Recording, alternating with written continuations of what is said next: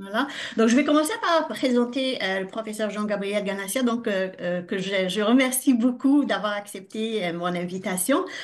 Alors, professeur Ganassia est professeur émérite à Sorbonne Université et membre honoraire à l'Institut universitaire de France. Il poursuit ses recherches au LIPSIS, laboratoire d'informatique de Sorbonne Université. Et il est spécialiste en intelligence artificielle, apprentissage machine, fouille de données. Ses recherches portent essentiellement sur les humanités numériques, l'éthique computationnelle, éthique des technologies de l'information et des communications. Après une formation initiale d'ingénieur et de philosophe, il s'est orienté vers l'informatique et l'intelligence artificielle. Il est titulaire d'une thèse de doctorat sur les systèmes à base de connaissances obtenue à l'Université Paris-Saclay en 1983, d'une thèse d'état d'apprentissage symbolique soutenue dans la même université en 87. Il a été nommé assistant à l'Université Saclay en 82, puis maître de conférence 87 dans cette même université, professeur d'informatique à la Faculté des sciences de Sorbonne Université en 88. Le professeur Ganassia a été chargé d'une mission CNRS 88 à 92 avant de diriger le programme de recherche coordonné sciences cognitives pour le compte du ministère de Recherche en 93, puis le regroupement d'intérêts scientifiques sciences de la cognition qui coordonnait les actions du ministère de la Recherche CNRS, CEA, de l'INRIA, de l'INRETS en matière de sciences cognitives entre 95 et 2000. Professeur Ganassia a publié plus de 500 articles dans les actes de conférences scientifiques, dans des livres scientifiques, des revues. Il est aussi l'auteur de plus d'une dizaine d'ouvrages destinés au grand public. Dans le dernier, qui date de 2024, l'IA expliqué aux humains que je viens de finir de lire. Donc, j'étais curieuse de lire ce livre. Et donc, il reste beaucoup à dire, mais je pense que nous avons hâte d'écouter le professeur Ganassia qui va nous parler de régulation éthique normes, comment se prémunir des effets délétères de l'intelligence artificielle. Donc, professeur Ganassia, je vous donne la parole. Si vous pouvez partager votre présentation et on va vous écouter. Alors tout d'abord, bonjour, merci de cette invitation à faire un séminaire, hein. Est-ce que vous m'entendez bien? Oui, Oui, Oui, très vous bien. entendez? D'accord. très bien. Alors, Parfait. je vais donc vous partager tout de suite ma présentation. Attendez, je la mets en diaporama, pour qu'on la voit, on la voit bien. Voilà, à partir du début. Voilà. Donc, comme on vous l'a dit, ma présentation va porter sur les questions d'éthique, hein, mais aussi hein, la distinction avec la régulation et les normes hein, dans le champ de l'intelligence artificielle, avec pour but de se prémunir des effets délétères que peuvent avoir ces technologies sur les êtres humains et sur l'ensemble de la société. Alors le plan que j'ai proposé pour cet exposé est divisé en 5 parties. La première, je l'ai intitulée Charité ensorcelée, je vais vous expliquer pourquoi. Le terme est peut-être un tout petit peu étonnant. Vous allez voir que c'est une référence littéraire. Mais je vais l'expliquer. Puis on verra un peu quels sont les dangers hein, effectifs et les dangers en puissance hein, liés à l'intelligence artificielle. Puis on réfléchira aux questions d'éthique et puis ensuite, bien sûr, aux aspects de régulation, hein. J'ai pris 2 allégories ici qui me semblent importantes pour bien comprendre les différentes tentatives qui ont été poursuivies afin de limiter l'utilisation de l'intelligence artificielle. Hein, Prudence ou Thémis, on va discuter de ça après. Et puis on terminera par les questions vraiment éthiques liées à l'intelligence artificielle. Alors première chose, donc, charité ensorcelée. Donc le terme euh, vient de Rimbaud, Une saison en enfer. Peut-être que vous vous en souvenez, hein, dans la- l'un des volets qui s'appelle Délire, la Vierge folle. Elle parle justement, il a peut-être des secrets, donc elle parle de son époux, hein. Il a peut-être des secrets pour changer la vie. Non, il ne fait qu'en chercher, me répliquai-je, Enfin, sa charité est ensorcelée et j'en suis la prisonnière. Alors j'ai pris le terme parce qu'il me semblait qu'il était tout à fait emblématique de ce que sont les grands acteurs du numérique qui nous vendent toujours leurs bonnes intentions et qui, lorsque on les examine en détail, se révèlent assez ensorcelés, hein. Alors, ce terme, donc, je l'avais employé dans un ouvrage écrit il y a quelques années et les éditeurs ont voulu l'enlever. Alors, j'ai quand même un peu insisté jusqu'à ce que je dise que ça venait de Rimbaud. Ils m'ont dit, ah, si ça vient de Rimbaud, on le garde. Alors, je vais essayer d'être un tout petit peu plus précis pour parler de ça. Et je voudrais vous donner un exemple. Vous vous souvenez qu'après l'apparition de ChatGPT, et les premières améliorations, en particulier GPT-4, il y a eu un appel au moratoire sur les systèmes plus puissants que ChatGPT-4, hein, que GPT-4 plus exactement. Cet appel au moratoire a été signé par un très grand nombre d'industriels qui avaient de très bonnes intentions, hein, qui voulaient nous protéger.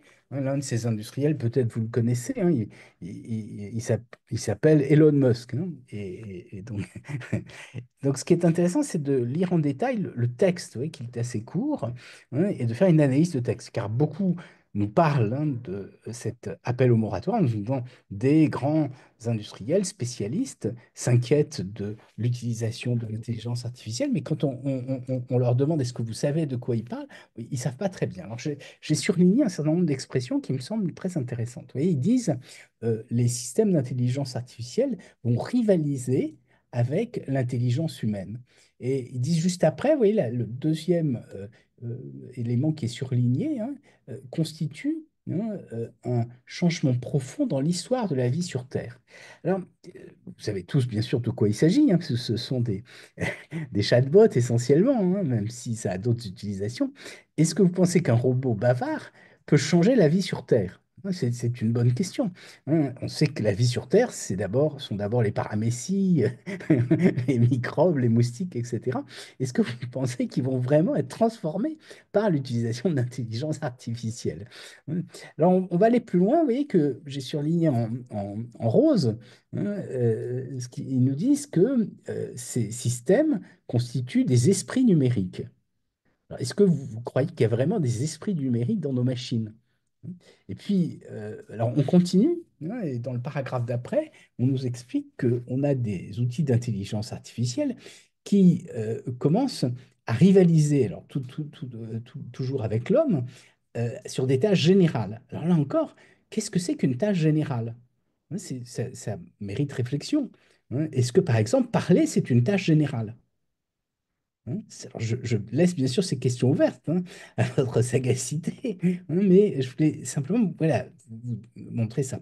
Alors ensuite, on va continuer, hein, le euh, deuxième passage surligné en rose, vous voyez, ils nous disent, est-ce qu'on doit développer des esprits non humains?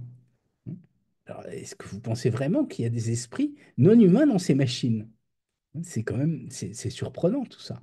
Et puis la dernière chose, on vous dit que ouais, OpenAI, hein, s'inquiète de l'intelligence artificielle générale. Alors je voudrais reprendre, hein, ce dernier terme parce que beaucoup aujourd'hui nous expliquent que on va arriver à une intelligence artificielle générale s'il a constitué un stade nouveau dans l'évolution de l'humanité parce que on aura des machines qui seront plus puissantes que nous, qui vont rivaliser avec nous. Hein, c'est l'idée. Alors pour ça, hein, j'ai juste pris une remarque, hein, c'est que l'intelligence n'est pas générale, hein, en tant que telle. Hein, ça fait l'objet d'ailleurs de tout un tas de réflexions des psychologues. C'est que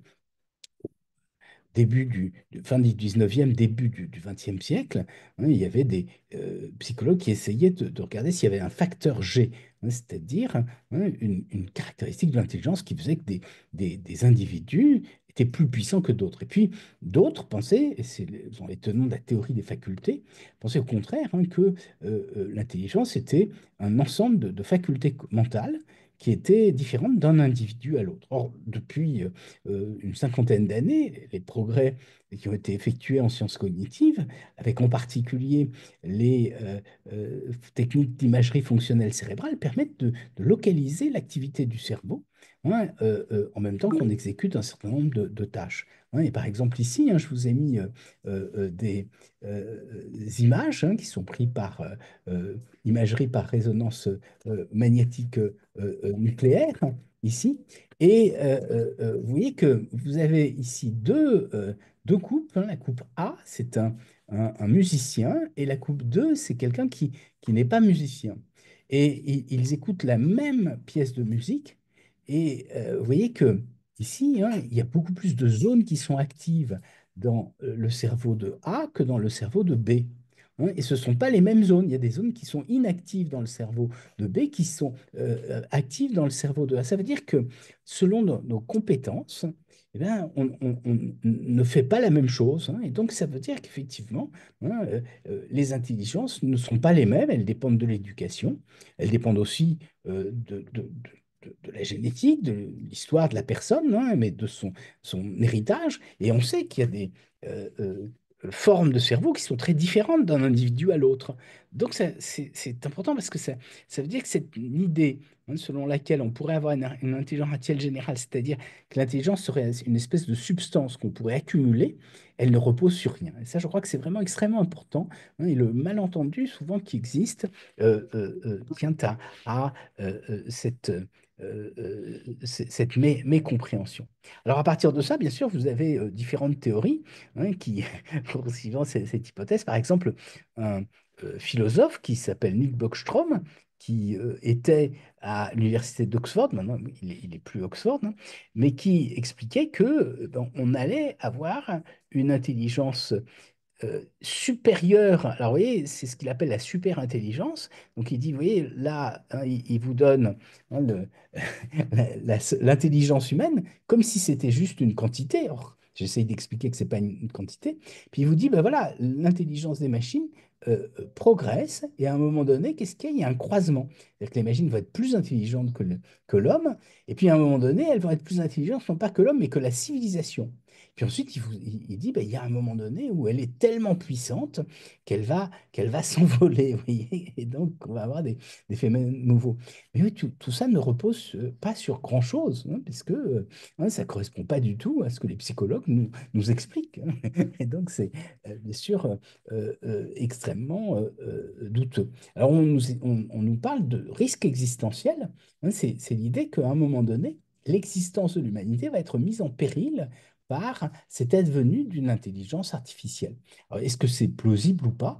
Ben, je crois que ça ne l'est pas, hein. Et vous avez d'autres théories, comme ce qu'on appelle le long-termisme, hein. C'est l'idée que ce qui va nous intéresser, c'est les milliers de milliards d'êtres humains qui vont vivre dans des centaines d'années sur d'autres planètes. Et donc, bien sûr, il faut éviter, hein, que on puisse se limiter. Donc, pour ça, bien sûr, euh, la clé, c'est la technologie, car si on veut pouvoir conquérir les autres planètes, il faut qu'on puisse aller sur d'autres, qu'on développe la technologie. Donc ça revient, je le dis très brièvement, parce que je ne veux pas prendre trop de temps là-dessus, hein, c'est de dire que les hommes sont tous égaux entre eux, mais quand même, il y a des plus égaux que d'autres. C'est ceux des pays développés, puisqu'ils vont contribuer à l'essor de la technologie, et donc ils vont avoir une vertu morale plus grande. Alors est-ce que c'est sérieux ou pas? Hein, ça fait partie des questions qu'on doit poser. Alors, une autre théorie, c'est la singularité technologique, hein, toujours du même ordre, hein. C'est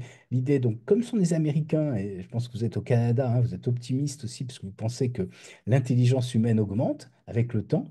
Alors, c'est une question, hein, parce que hein, en Europe, je ne suis pas sûr qu'on soit absolument certain, hein, qu'on soit plus intelligent aujourd'hui que l'étaient les Grecs, hein. Mais bon, c'est une question ouverte, hein. Mais vous voyez, ce qu'il vous dit, c'est qu'à partir de 1950, l'intelligence des machines progresse à un rythme exponentiel, et qu'à un moment donné, la même chose, il y a un croisement, hein, à l'issue de ce croisement, il y a deux possibilités. Soit les machines prennent leur essor toutes seules, et à ce moment-là, l'humanité disparaît, hein, c'est la post-humanité, hein, c'est-à-dire un nouveau stade de l'esprit, hein, qui sera au-delà de l'humain. Et puis une autre hypothèse, c'est qu'il y a une hybridation de l'homme sur les machines. Alors, juste, hein, c'est un petit clin d'œil, hein, je me suis imaginé ce que ça pourrait être. Alors, j'ai écrit un petit roman alors, sous un nom d'emprunt, hein, Gabriel Naël, vous voyez que c'est l'anagramme de mon prénom, hein. Euh, donc, imaginez ce qui se passe donc, pour ce jeune homme dont la mère décide de sauter le pas et de télécharger sa conscience sur une machine, et ensuite elle se réincarne. Alors c'est assez tragique, hein, parce que donc elle propose, correspond à ce qu'on appelle une métempsychose numérique. La métempsychose, c'est le passage de l'âme d'un corps dans un autre. Donc là, c'est le corps de l'ordinateur. Puis ensuite, elle se réincarne sur un robot. Et alors, ce qui est très déconcertant pour ce jeune homme, hein, et c'est ce qui pourrait arriver, bien sûr, si euh, la singularité advenait, c'est que elle choisit le plus beau corps. Vous imaginez bien, hein, vous le comprenez quand même, hein, je pense qu'ici, il y a un certain nombre dames, tant qu'à changer de corps, hein. Et alors, elle choisit une PPP. Alors, vous savez, la PP, hein, dans les années 50 en France, c'était les jolies filles. La PPP, c'est la pulpeuse à peau de pêche. Hein, c'est, euh, un robot sexuel. Et donc, bien sûr, ça trouble beaucoup, hein, ce jeune homme. Et en plus de ça, hein, elle est sur les réseaux, elle fait irruption à tout moment dans sa vie. Alors, tout ça pour montrer qu'effectivement, au plan éthique, hein, si nous parvenions, hein, à cette singularité, on aurait un drôle de monde très inquiétant où les morts coexisteraient avec les vivants. Hein, ce qui correspond à tout un tas de craintes, de fantasmes. C'est un monde de fantômes dans lequel nous vivrions. Hein. Alors, je pense que nous sommes très loin de ça, hein, je vous rassure tous quand même. Alors, donc, qu'est-ce que j'ai essayé de prouver, hein, c'était dans un livre que j'ai écrit il y a quelques années, le mythe de la singularité, c'est que tout cela repose sur l'idée que la puissance des machines augmente de façon exponentielle. Hein, c'est ce qu'on appelle la loi de Moore, du nom de Gordon Moore, l'ingénieur qui a mis en place la société Intel. Hein, vous le savez parce que vous avez tous des microprocesseurs Intel. C'était un chimiste. Et en 1965, il a dit la puissance des machines augmente de façon régulière, sur un rythme exponentiel, c'est-à-dire qu'elle double à intervalles réguliers. Mais le même Gordon Moore, en 2015, lorsqu'on a fêté le 50e anniversaire de la loi de Moore, expliquait qu'il n'y avait rien dans la nature qui était exponentiel. Donc c'était une loi qui était très utile pour les investisseurs, mais il savait très bien que ce n'était pas une loi éternelle, hein, et il luttait contre les nouveaux, puisque bon, il était retraité, les nouveaux dirigeants de la société Intel qui, eux, expliquaient que la loi de Moore allait continuer indéfiniment. Donc, ce n'est pas une loi qui est indéfinie, il y a des limitations à cette loi, on le sait, hein. Alors, il se peut qu'il y ait d'autres paradigmes, comme le calcul quantique, hein, mais en tout cas, on n'a aucune certitude là-dessus. Puis la deuxième chose, c'est que la puissance de calcul, ça n'est pas l'intelligence, hein. Qu'est-ce que c'est que l'intelligence? J'ai essayé de vous dire, c'est compliqué, hein. En tout cas, ça n'est pas une substance, comme je l'ai dit, qui peut s'accumuler, hein. C'est un ensemble de facultés mentales qu'on essaye de simuler avec les ordinateurs, et c'est ce qui correspond à l'intelligence artificielle. Alors toujours, hein, dans ces mythes, hein, je vous en cite un que je trouve assez délicieux. Hein. J'ai été invité il y a quelques mois par des journalistes à commenter une information. C'était un professeur de gestion d'une grande école qui se trouve en Suisse, à Lausanne, qui disait qu'il avait inventé une nouvelle horloge. Alors, vous savez que les Suisses sont des champions en matière d'horlogerie, hein. Et cette horloge, il appelle ça l'horloge de la sécurité de l'IA, hein, AI Safety Clock. Hein. Et quelle est l'idée de cette horloge? C'est qu'elle va nous dire quand est-ce qu'advient le risque existentiel, celui que je vous ai montré tout à l'heure. Hein, vous voyez, c'est ça, ça annonce la catastrophe qui va advenir. Voilà, là voilà cette horloge, vous voyez, hein. Et donc, bien sûr, c'est inquiétant, mais ça veut dire que oui, ça fait tic-tac, tic-tac, hein. Chaque seconde qui passe nous rapproche, hein, de cette fin de l'humanité. Alors, comme bien sûr c'était un tout petit peu inquiétant, alors Jérôme s'est dit, mais qu'est-ce qui va se passer? Et il a voulu les rassurer. Alors il a dit, mais vous savez, on peut, si on s'y prend bien, si on écoute, ralentir le temps de cette horloge et même l'inverser, hein. Et donc, vous voyez que tout ça, c'est assez rigolo, hein, et voilà. Alors, je voudrais terminer, hein, cette première partie, hein, sur ces risques par évoquer une lettre ouverte qui a été envoyée en 2004 et qui nous expliquait que le risque d'extinction de l'humanité par l'intelligence artificielle devrait être considéré comme une priorité globale au même titre que d'autres risques sociétaux. Il donne comme exemple les pandémies et les guerres nucléaires. Et là encore, est-ce que vous ne croyez pas qu'il y a une exagération? C'est-à-dire que je veux bien que ce soit très inquiétant ce qui se produit aujourd'hui, mais est-ce que c'est la même chose que les guerres nucléaires avec l'intelligence artificielle? Je ne crois pas. Mais ce qui est plus intéressant, c'est de regarder quels sont les signataires de cette lettre ouverte. Vous voyez que le premier, c'est Geoffroy Hinton, alors vous êtes au Canada, en plus, vous voyez bien qui c'est. Et il a été prix Nobel cette année de physique après avoir été prix Turing. Ensuite, vous avez Yoshua Bengio, qui est encore un Canadien que vous connaissez bien, j'imagine, à Montréal. Ensuite, vous avez Demis Hassabis, qui a été prix Nobel cette année en chimie, pour le logiciel qui est arrivé à prédire le repliement des protéines. Vous avez Sam Altman. Vous avez Dario Amodei, qui est le CEO de la société Anthropic, qui a fait le modèle de langage Claude. Et puis vous continuez, vous voyez Bill Gates, etc. Alors, tout ça, bien sûr, est inquiétant. Puis vous dites des personnes aussi intelligentes, qui nous signent ce type de déclaration, on devrait prêter l'oreille.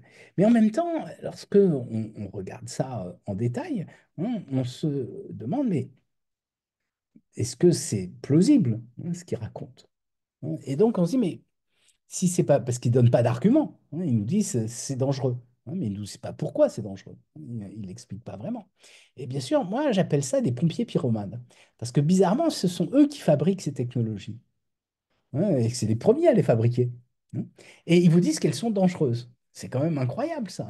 Parce que si elles étaient vraiment dangereuses, il faudrait qu'ils arrêtent de les fabriquer. Ou qu'on comprenne vraiment pourquoi elles sont dangereuses. Et là, la question, bien sûr, que je voudrais poser, c'est quelle est leur finalité? Quel est l'objectif qui a été le leur lorsqu'ils ont lancé ces lettres ouvertes. J'ai l'impression qu'il y a une stratégie, et mon idée, c'est qu'il y a une stratégie de prise de pouvoir. Alors, je ne vais pas continuer, mais ça, c'est une autre déclaration faite par des ingénieurs d'OpenAI qui estimaient en juin 2024, donc il y a un peu moins d'un an, à 70% les risques que l'intelligence artificielle détruise l'humanité. Et là encore, on se dit, mais pourquoi 70%, pourquoi ce ne serait pas 65 ou 75, ou 95? Donc là encore, on se demande quel est le fondement scientifique de ces déclarations. Alors, j'aurais terminé, dire pourquoi j'ai parlé de charité ensorcelée. Eh bien, parce que vous avez bien vu que Elon Musk est l'un des signataires de la première déclaration que je vous ai montrée, celle qui en 2023 nous disait qu'il fallait faire un moratoire sur le développement des outils d'intelligence artificielle. Et 15 jours après, il développe lui-même une nouvelle technologie qui utilise toujours GPT, mais il appelle ça Truth GPT. C'est-à-dire que pour lui, ChatGPT était dangereux parce qu'il était trop woke. Et Truth GPT allait dire la vérité. C'est un peu la Pravda, selon Sam Musk. Et donc, là, vous voyez, vous comprenez pourquoi je parle de charité ensorcelée, hein. C'est-à-dire que c'est au nom du bien de l'humanité qu'il a signé ce moratoire et en même temps, il nous dit autre chose. Alors, un autre exemple qui est très intéressant, c'est IBM. Vous vous souvenez que en juin 2020, au moment des manifestations Black Lives Matter, IBM annonce qu'il se retire du marché de la reconnaissance faciale parce qu'il dit que ça sert au profilage racial et il demande une réforme de la police.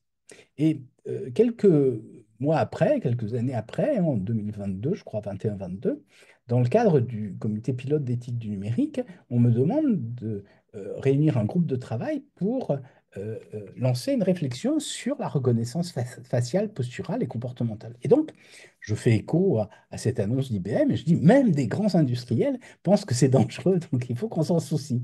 Puis au moment où on termine le rapport, on était en septembre 2023. Donc, je fais relire la copie à des collègues et une des participantes du groupe de travail me dit, est-ce que tu as vu cela? Je ne l'avais pas vu, bien sûr, parce que je ne lis pas tout. Selon les documents examinés par Liberty Investigation et The Verge, IBM a signé un contrat de 69,8 millions de dollars avec le gouvernement britannique pour créer une plateforme biométrique dotée d'une fonctionnalité de reconnaissance faciale le mois dernier. Vous voyez, c'est ça la charité ensorcelée. C'est-à-dire qu'ils vous disent, ils arrêtent de le faire, et puis ensuite ils continuent à le faire, et ils vendent leur technologie.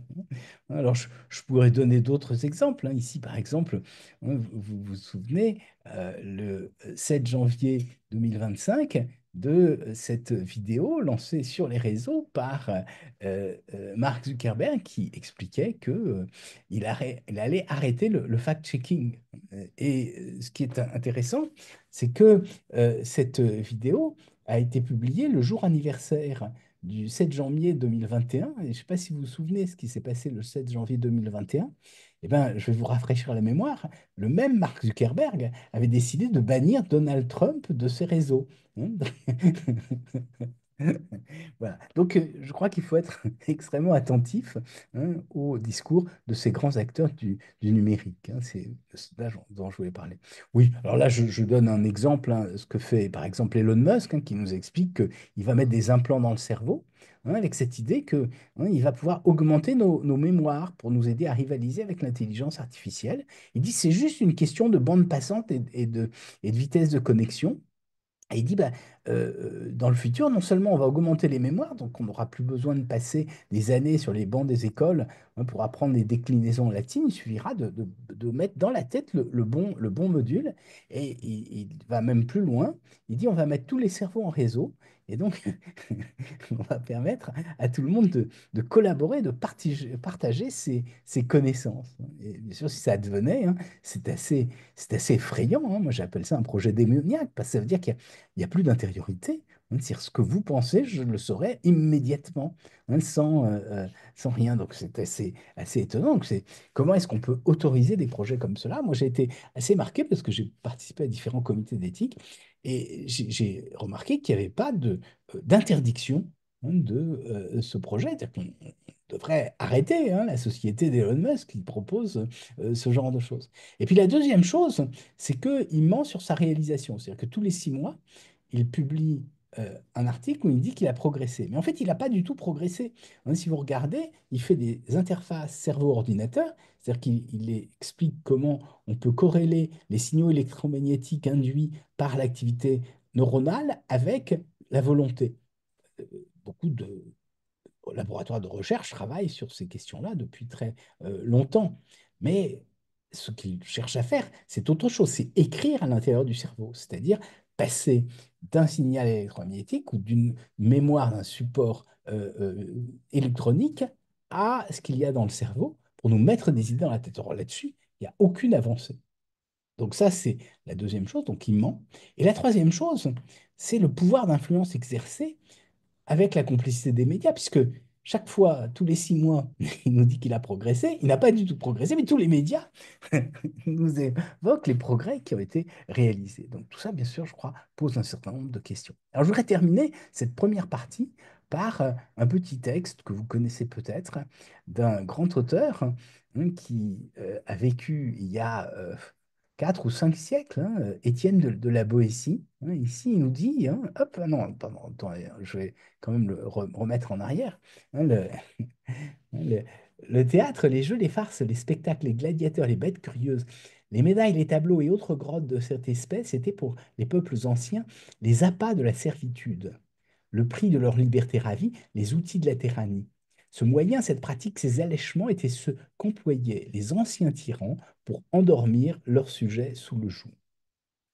Puis il continue, il dit, mais ils ne font guère mieux ceux d'aujourd'hui, qui, avant de commettre leurs crimes les plus graves, les font toujours précéder de quelques jolis discours sur le bien public et le soulagement des malheureux. C'est ça la charité ensorcelée. Moi, ce sont ces beaux discours. Alors, j'en donne quelques exemples. Un Don't Be Evil de Google, vous vous en souvenez de cette devise, hein, ou le rachat de Twitter par Elon Musk pour garantir la liberté d'expression. Vous en souvenez, ça, hein,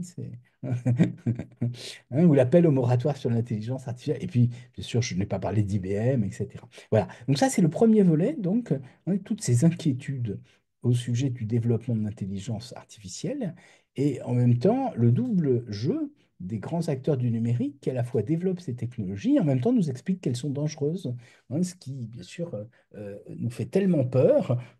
On est d'accord pour leur donner les clés de la maison, hein, pour les laisser rentrer pour qu'ils nous aident puisqu'ils savent tout ça. Oui, non, ne donnons pas les clés de notre maison. Et donc, ça va me conduire à la deuxième partie de cet exposé, où je voudrais parler des dangers, des vrais dangers de l'intelligence artificielle. Et oui, j'ai commencé par mettre ici comme vignette sur ce transparent l'image d'Ésope. Alors, je ne sais pas si vous vous souvenez de la fable de la langue d'Ésope. Je ne sais pas, alors je ne vous vois pas. Est-ce que vous en souvenez ou pas? Non? Je rappelle? Ouais, je rappelle. Bon. Alors, je le dis très rapidement. Ésope était un esclave extrêmement spirituel dans l'Antiquité. Et un jour, son maître lui dit, voilà, j'ai des hôtes de marque. Je voudrais que tu me fasses le meilleur repas du monde. Je te donne carte blanche. Je ne sais pas s'il y avait des cartes à l'époque, mais en tout cas, l'équivalent de la carte blanche pour me faire un très bon repas. Et Ésope dit, pas de problème, je vais me débrouiller. Et le jour arrive, et là, en entrée, ils ont de la langue, ce qui est très bon, la langue, hein. Et puis ensuite, en premier plat, de la langue. Et puis en deuxième plat, de la langue. Bon, c'est quand même un peu. Et puis ensuite, de la langue. Et bon, là, le maître lui dit, mais en fait, tu te moques de moi, je t'avais demandé le meilleur, le plus riche, le plus foisonnant, et tu me donnes que de la langue. Il dit, mais parce que la langue, c'est la meilleure des choses. C'est grâce à la langue que la civilisation se bâtit, que la concorde entre les hommes se construit, que les plus grandes œuvres de l'esprit, hein, s'expriment dans la langue. Donc, tout le monde rit, bien sûr, et à ce moment-là, son maître lui dit, écoute, la prochaine fois, tu nous fais le pire des repas, le plus mauvais, parce que ça va être le plus divers, le plus varié, etc. Et pas de problème, 15 jours après, donc les mêmes hôtes arrivent, et là, Ésope donne en entrée de la langue, en premier plat de la langue, tu te moques de nous, c'était la pire des choses. En deuxième plat de la langue, et il dit, mais oui, la langue, c'est la pire des choses aussi, hein. C'est ce qui conduit au mensonge, à la discorde, hein, aux guerres, etc. Eh ben, je pense qu'avec l'intelligence artificielle, il y a effectivement, comme avec la langue, hein, les deux aspects, hein, hein, c'est-à-dire qu'effectivement, hein, c'est à la fois la meilleure et la pire des choses. Alors, je vais donner quelques exemples. Alors, vous êtes au Canada, justement. Est-ce que vous vous souvenez, vous avez entendu parler de l'histoire de Jacques Moffat? Non? Alors, je vous la rappelle, parce qu'en plus, c'est chez vous, c'est Air Canada. Jacques Moffat est un jeune homme dont la grand-mère décède et il veut assister à ses obsèques. Et là, il veut prendre un billet, mais bien sûr, c'est au dernier moment. Et donc, les billets sont chers. Et à ce moment-là, le chatbot de la compagnie dit, aucun problème. Euh, je vais vous... Notre compagnie a tout prévu. Et donc, lorsqu'on a un deuil dans sa famille, on peut obtenir une ristourne. Il suffit de nous envoyer le dossier dans les 9 semaines qui ont suivi le vol.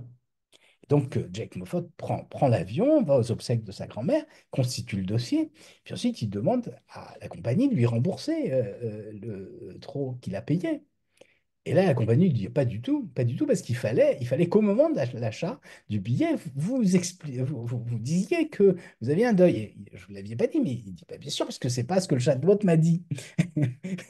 Et donc, la compagnie lui dit, on ne peut pas vous rembourser. Alors, comme il était un peu tenace, Jack Moffat, il a fait un procès à la compagnie. Et au moment du procès, l'avocat de la compagnie a dit, le chatbot est une entité légale à part entière qui est responsable de ses propres actions. Donc, ça ne nous regarde pas, nous, Air Canada. Les magistrats n'ont pas suivi l'argument de l'avocat et ils ont condamné la compagnie à rembourser Jack Moffat et depuis la compagnie a retiré le chatbot de son site. Donc oui, hein, ça fait partie des exemples. Alors de même, hein, vous avez parmi les questions que l'on pose, celle des biais. Alors, qu'est-ce que c'est qu'un biais? Ouais, c'est une question très délicate, hein, et ça fait très peur. C'est l'idée qu'il y aurait un parti pris qui pourrait se manifester dans les outils d'intelligence artificielle qui conduirait à des formes de discrimination. Par exemple, vous avez un article qui a expliqué que les outils d'intelligence artificielle qui faisaient de la reconnaissance faciale faisait beaucoup plus d'erreurs sur les femmes noires que sur les hommes blancs. Là, on se dit, c'est quand même terrifiant. Et 36% et 0%, ouais, ça va conduire à des discriminations abominables. Hein. Vous êtes tous d'accord que c'est effrayant. Alors, ce qui est intéressant, hein, c'est de lire en détail l'article correspondant, parce que ça nous permet de relativiser un tout petit peu. Donc, qu'est-ce qu'elles font, effectivement, hein? Elles montrent qu'il y a, alors, elles utilisent différents classifieurs avec des taux d'erreur, etc. Hein. Et ce qu'elles montrent en substance, c'est que il y a, oui, ici beaucoup plus d'erreurs, hein, sur les femmes noires que ici sur les hommes blancs. Donc on se dit effectivement, hein, ça pose problème. Alors la difficulté, c'est est-ce que ça conduit à une discrimination? Est-ce que c'est biaisé? Vous allez me dire oui, c'est biaisé. Hein. Et puis oui, c'est de la discrimination, puisque on ne se comporte pas de la même façon avec la femme noire et les hommes blancs. Mais question, c'est quelle est la conséquence, vraiment? Hein. Est-ce que le fait qu'on vous reconnaisse mal pose problème? Alors, ce qui est très intéressant, hein, c'est de regarder à quoi ça correspond. Ben, en réalité, le test ici, hein, c'est pas de l'identification, parce que ce qui nous fait très peur, hein, c'est qu'on identifie mal les femmes noires et qu'on mette des femmes noires en prison, par exemple, parce qu'on les a mal identifiées. Mais en réalité, c'est pas du tout ça qui se produit. Hein. Ce test, il porte sur quoi? Il pose sur la catégorisation, et en particulier sur une forme de catégorisation particulière, qui est la catégorisation en genre. Ce qui veut dire que ce taux d'erreur extrêmement fort, hein, il est lié au fait que on confond dans 36% des cas les femmes noires avec des hommes, et que les hommes blancs, on les continue à les prendre pour des hommes. Alors, est-ce que c'est vraiment problématique? Est-ce que ça conduit à une discrimination, d'après vous? Hein. C'est-à-dire, quelles sont les situations dans lesquelles le fait qu'on prenne une femme pour un homme poserait problème? Ah oui, je laisse bien sûr cet exemple à votre sagacité parce que ça nous effraie beaucoup. Et en même temps, quand on regarde, alors, bien sûr, il ne faudrait pas qu'il y ait des discriminations qui seraient induites par des outils d'intelligence artificielle, mais vous voyez, des articles comme celui-ci qui sont terrifiants, hein, sur lesquels se sont fondés énormément de juristes en nous disant attention, il faut être très très attentif.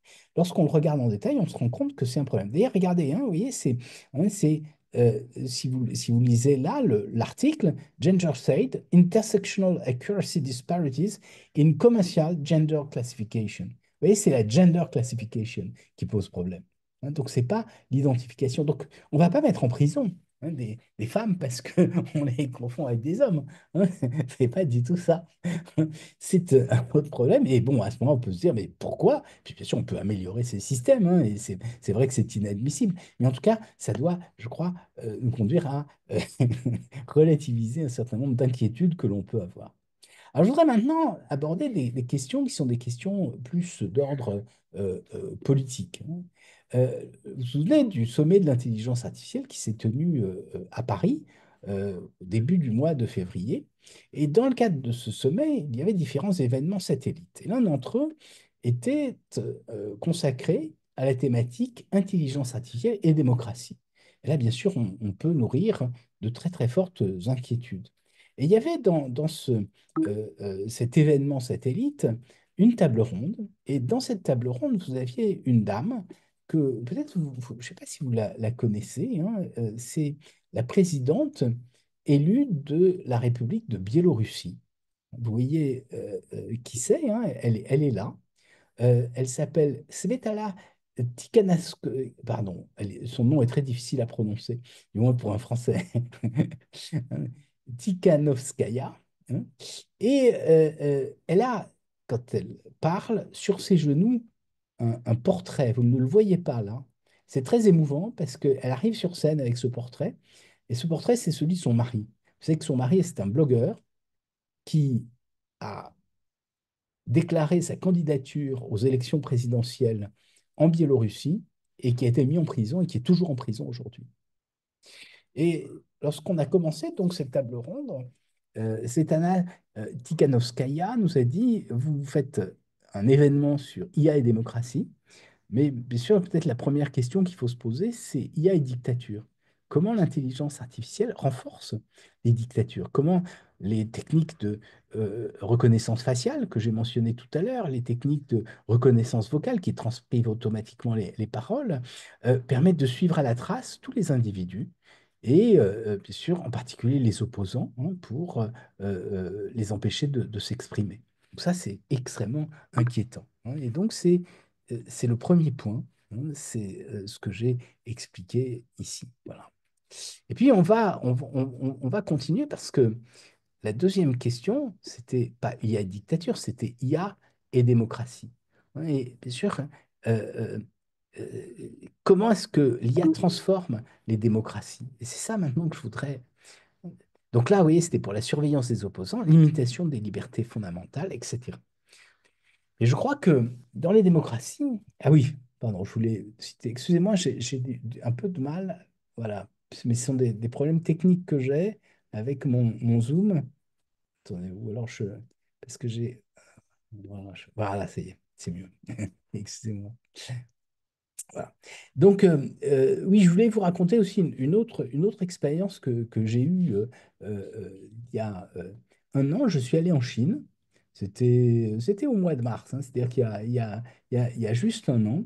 Et je ne sais pas si vous avez été en Chine dernièrement. C'est intéressant parce que il n'y a plus de billets de banque. Il n'y a plus de carte de crédit non plus. En tout cas, vous ne pouvez plus payer avec vos cartes de crédit.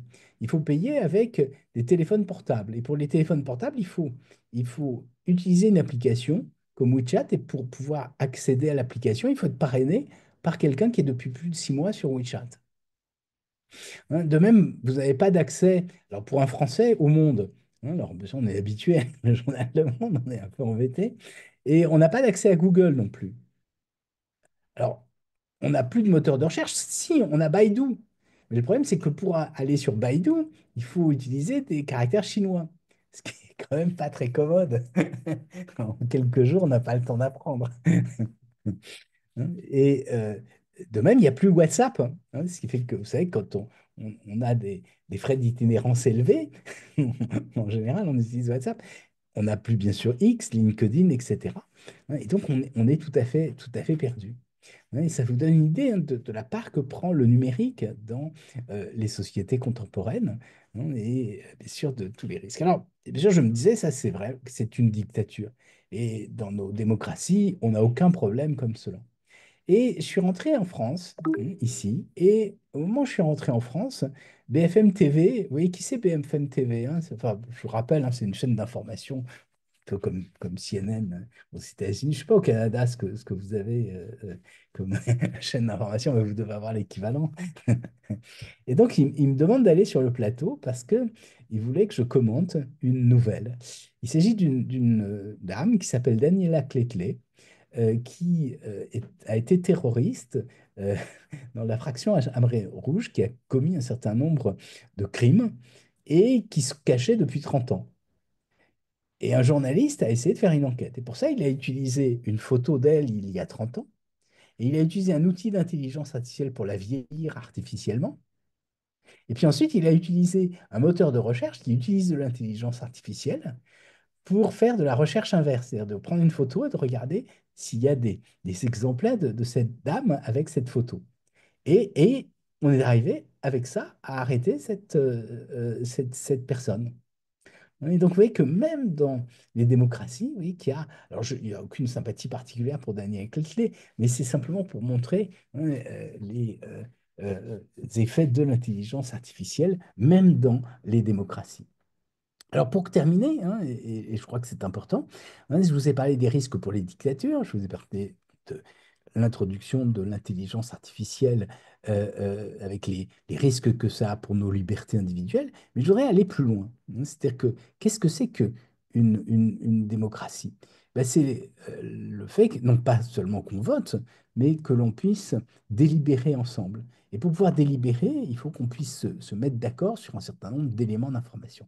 Alors j'ai écrit justement au moment du sommet sur l'intelligence artificielle un petit article sur le sujet. Je ne vous le commenterai pas ici, mais ce que je voulais dire dedans, c'est qu'avec les techniques d'intelligence artificielle, il est de plus en plus difficile d'exercer la citoyenneté, c'est-à-dire de participer au débat public. Alors pourquoi il est plus difficile d'exercer la citoyenneté? Ben parce que l'intelligence artificielle, vous le savez, hein, ça permet de générer automatiquement des fausses informations. Vous allez me dire, les fausses informations ne sont pas neuves. Hein, ça fait des siècles que on sait qu'on peut introduire des fausses informations. Hein, donc ici, on génère des images, des textes, des vidéos, etc. Hein, alors ici, bon, je ne voulais pas, je sais pas si vous connaissez celle-là? Vous Françaises et Français, vous mes entendez? chers compatriotes, qui sème l'illusion, récolte la souffrance. Oui, ivre de ma puissance nouvellement acquise, je vous ai roulé dans la farine. J'ai franchi une ligne rouge. Je ne suis pas qui je suis. J'ai honte. Pardon, pardon. Je vous demande pardon. Je ne recommencerai plus. Je m'en vais. Adieu. Voilà. Ne croyez pas ce que vous voulez voir. Alors, alors, simplement, ce que je veux dire par là, c'est, vous voyez qu'on est capable aujourd'hui de fabriquer des vidéos. Alors, moi, j'ai vu d'autres vidéos de Trudeau, par exemple, chez vous, hein, qui étaient des fakes, etc. Mais vous allez me dire, c'est pas nouveau. Hein, et vous savez que Sun Tzu, par exemple, hein, il y a extrêmement longtemps, dans l'art de la guerre, expliquait que si on voulait déstabiliser ses adversaires, il fallait leur introduire de fausses informations. De même, hein, on sait qu'en France, au XVIIIe siècle, on utilisait des libelles avec des caricatures, des images. Hein. Ici, c'est sur la reine, hein, sur le collier de la reine, etc. Hein, au 19e, il y avait ce qu'on appelait des canards, hein, ou la propagande, la désinformation plus tard au 20e siècle. Hein. Donc, on peut se dire rien de nouveau sous le ciel. Mais je crois qu'il y a effectivement des dimensions nouvelles qui font que ces fausses informations déstabilisent aujourd'hui les démocraties. Et ces dimensions nouvelles, elles sont de trois ordres. D'une part, le fait que tout le monde peut produire des fausses informations de sa cuisine avec un ordinateur et surtout les diffuser au monde entier. Pendant longtemps, quand on voulait euh, produire une fausse information, d'abord, il fallait un certain talent. Oui, ces caricatures sont pas très belles, mais il fallait quand même les dessiner, ça prenait du temps. Et puis surtout, on pouvait les diffuser sous le manteau, mais on ne pouvait pas en diffuser énormément. Donc c'était difficile. Aujourd'hui, on peut les diffuser au monde entier. Donc ça, c'est la première chose, c'est les outils d'intelligence artificielle qui permettent de produire de façon massive les fausses informations et le web qui permet de les diffuser. La deuxième chose, c'est une caractéristique particulière de ces outils, c'est une caractéristique sémiotique. Alors, qu'est-ce que ça veut dire? Ça veut dire que, vous savez ce que c'est la sémiotique? C'est la théorie des signes. C'est la relation entre le signe et ce qu'il désigne. Et pour essayer de bien comprendre, je vais vous présenter un philosophe américain dont vous avez certainement dû tous entendre parler, Charles Sanders Peirce, qui a vécu entre 1839 et 1914. Alors, la date de 1839 n'est pas tout à fait anodine, car 1839, c'est le moment où Arago, un grand scientifique français, va présenter à euh, l'Académie des sciences en France les techniques nouvelles de la photographie. Alors pourquoi je vous parle de ça? Parce que ce que fait Peirce, c'est qu'il va catégoriser les signes. Il dit il y a des signes qui désignent un objet en vertu d'une convention. C'est ce qu'il appelle les légisignes. Vous voyez, ça vient de légis, c'est la loi. Et il dit par exemple, si vous prenez une lettre de l'alphabet, hein, qu'est-ce qui vous dit qu'un A désigne un A? C'est parce qu'on a une convention. Et d'ailleurs, vous changez d'alphabet et ça n'est plus la même chose. Vous êtes l'alphabet grec, l'alphabet hébreu, l'alphabet arabe, ça n'est plus le même. Donc c'est simplement une décision qu'on a prise à un moment donné. Et puis il dit, il y a un autre type de signe, c'est le symbole. C'est que ce qu'il désigne, euh, il le fait par la vertu d'une analogie entre le signe et ce qu'il va représenter. Hein, par exemple, quand vous avez un dessin, ben, c'est parce que vous avez l'impression qu'il y a quelque chose qui ressemble. Hein. Vous avez un visage, ça ressemble à la personne que vous décrivez. Et puis il dit, il y a un troisième type de signe, c'est ce qu'il appelle un indicigne. Et il dit l'indice, c'est comme un index pointé sur la chose. Il dit par exemple, hein, si vous avez une assiette en cuivre et puis que dedans vous avez un trou, il dit, ben, vous voyez, c'est l'indice qui a eu une balle qui a été tirée dans cette assiette. Alors, bon, c'est intéressant, hein. Et là, il dit, c'est pas une question d'analogie, hein, c'est parce que c'est un témoin de la chose. Mais, et c'est là où la théorie de peur, c'est beaucoup plus très intéressante, c'est qu'il dit, lorsque vous avez une photographie, c'est un indice. Alors au début, moi, je ne comprenais pas, parce que vous voyez la photo de Peirce, on dirait que c'est une peinture. Non, vous dites c'est la même chose. Il dit, non, non, pas du tout. Parce qu'il dit, dans le cas de la photographie, c'est un témoin d'une réalité. Effectivement, vous avez l'impression qu'une photographie ou un film vous désigne, vous pointe sur la chose. Alors, tout le problème aujourd'hui avec l'IA générative, c'est que on vous fabrique des vidéos qui ressemblent à des vraies vidéos, et donc vous avez l'impression que ça pointe sur une chose. Donc, vous voyez que c'est particulièrement pernicieux.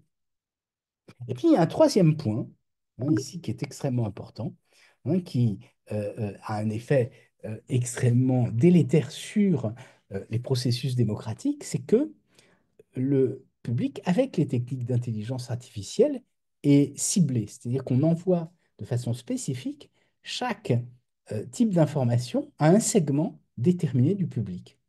Et on sait que ce sont les informations qui vont marquer ce public. Par exemple, au moment de l'élection de Donald Trump, il y avait des images de Kamala Harris qui prenaient des positions, qui défendaient les positions de Benjamin Netanyahu, qui étaient des choses imaginaires, bien sûr, mais qui étaient envoyées au milieu démocrate. On les envoyait, en fait, elle est de droite. Et puis, en même temps, on voyait d'autres vidéos de Kamala Harris qui défendait les Palestiniens et on envoyait ça au milieu conservateur et au milieu juif pour la décrédibiliser. Donc vous voyez que c'est extrêmement pernicieux parce que quel est l'effet de ça? L'effet, c'est que on va se retrouver dans une société qui est, lorsque un auteur français qui est assez connu. Je ne sais pas si vous connaissez la télévision, la chaîne de télévision Arte. Ça vous dit quelque chose? C'est une chaîne qui est très intéressante et c'est le PDG d'Arte. Il s'appelle Bruno Patino et il écrit un livre, La civilisation du poisson rouge. Alors, qu'est-ce qu'il veut dire par là? C'est ce que je vais essayer d'expliquer. Vous savez que, oui, vous êtes au Canada, donc vous savez, vous avez tous entendu parler, j'imagine, de Marshall McLuhan. Ça vous dit quelque chose? Je vois pas là. Ouais. C'est un théoricien des médias électriques, qui dit ben, les vieux médias tendaient à rendre le monde plus monolithique. Ils disent ça, ouais, les médias électroniques, c'est-à-dire la télévision, la radio, ils disaient ça recrée le lien social. Ça fait que le monde, c'est comme un village global. Il y avait cette expression, il disait, le 20h, c'est-à-dire le journal télévisé du soir, c'est l'équivalent d'une tam-tam dans le village global. Mais cet univers-là, qu'évoquait Marshall McLuhan, il est totalement détruit par les réseaux sociaux. Qu'est-ce qui se produit aujourd'hui?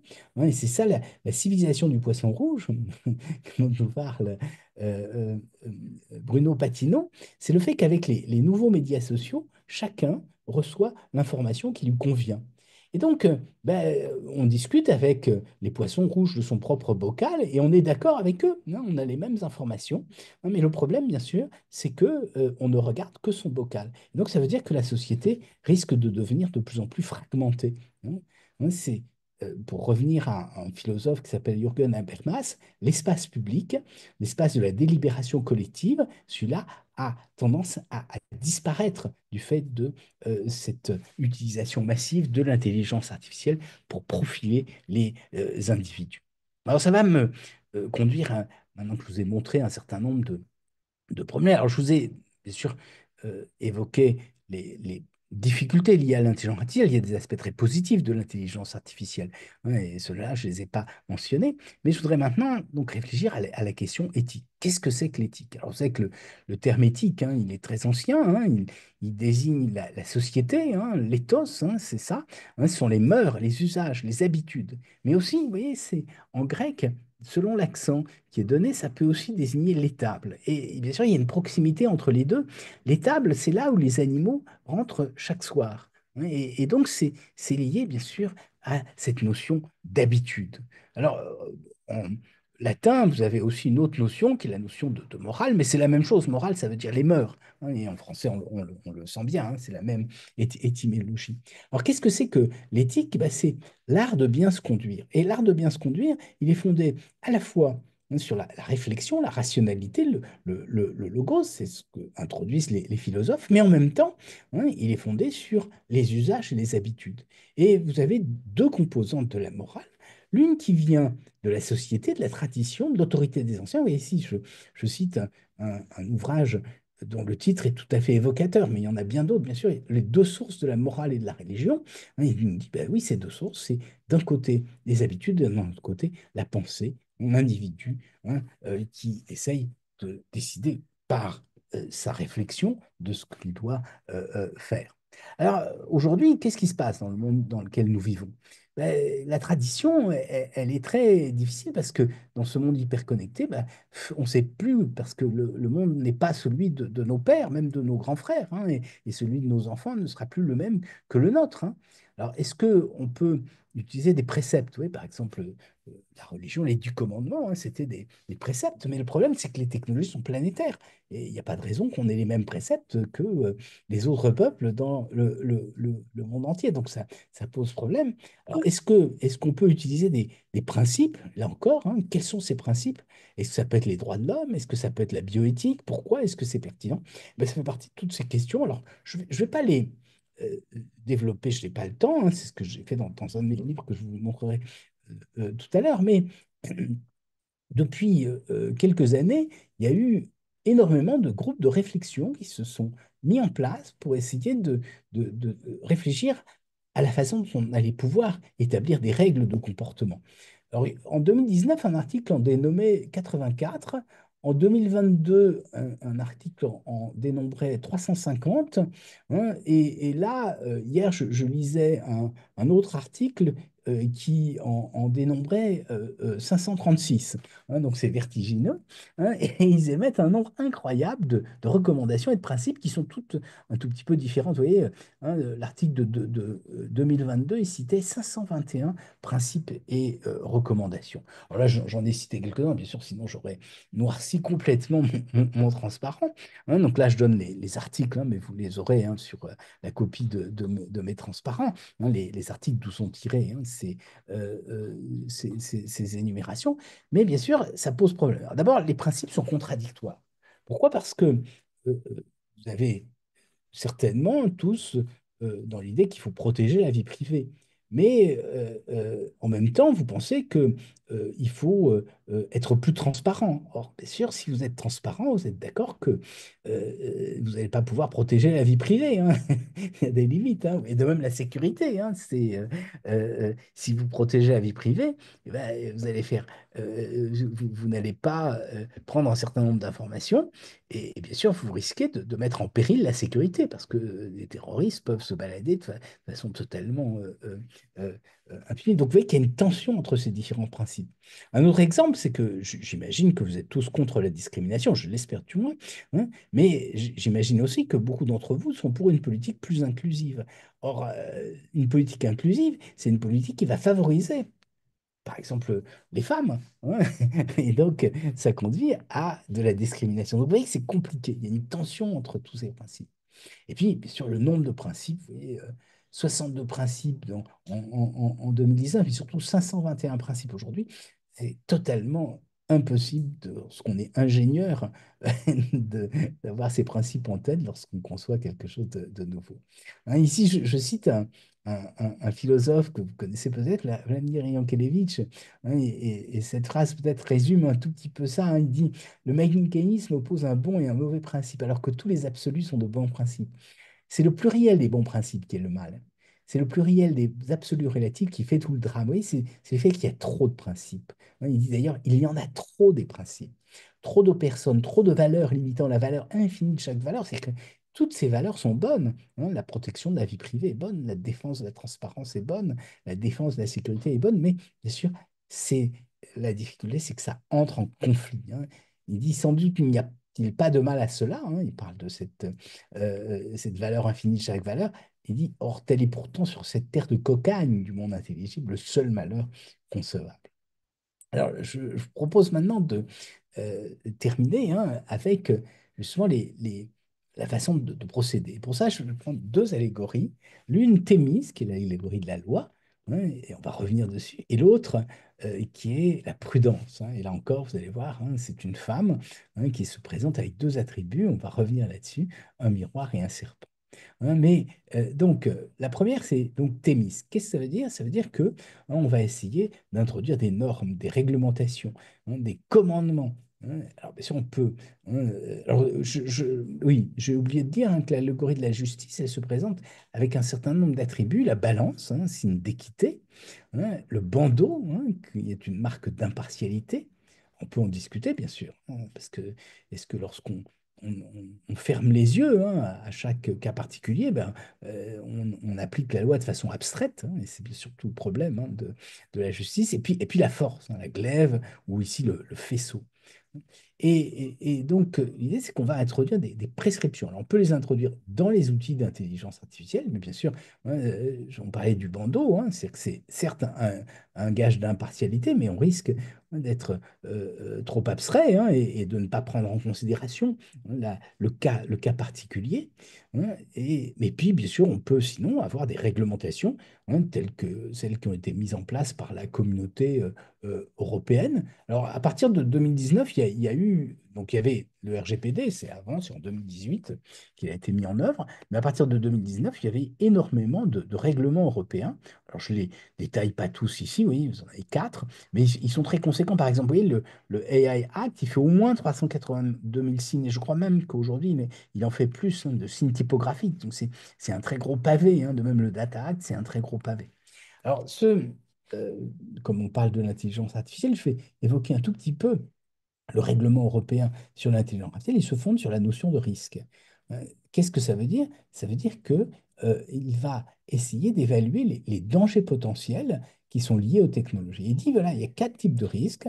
Il y a les risques minimaux, les risques limités qui font qu'on va simplement avoir des exigences de transparence, les risques élevés qui font qu'on va avoir des réglementations très, très, très fortes, des contraintes très fortes, et puis les risques inacceptables qui sont interdits. Donc voilà le fondement de cette pyramide des risques. Alors, ce qui est intéressant, c'est de regarder quels sont ces risques. Alors, le risque inadmissible sont au nombre de trois.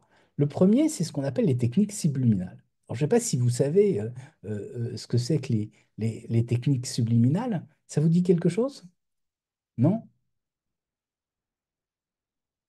Alors, c'est intéressant. Vous voyez, ici, j'ai mis une petite vignette avec le nom de quelqu'un qui s'appelait James Vicary, qui était un publiciste américain, qui en 1957 a expliqué que lorsqu'il mettait dans un film une image avec un message tous les 25e de seconde, le message n'arrivait pas à la conscience.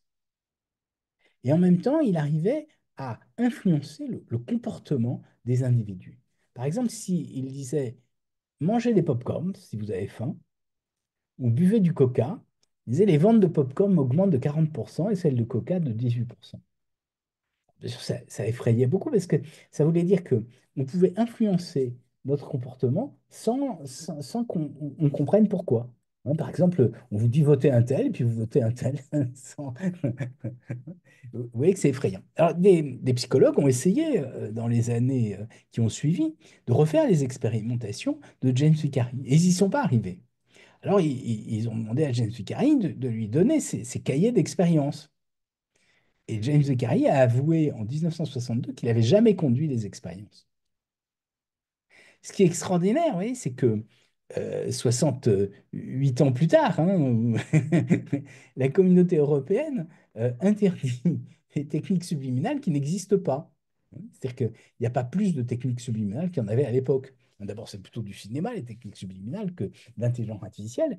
Alors après, bon, certains vont nous dire, oui, peut-être qu'avec l'intelligence artificielle, on va faire de la publicité, etc.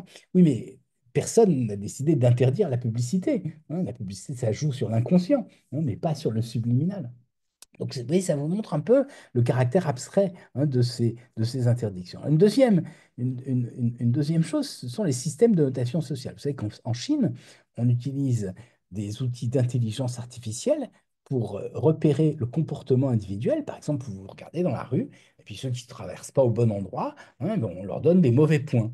Et puis ceux qui traversent bien, qui aident les vieilles dames à traverser, on leur donne des bons points.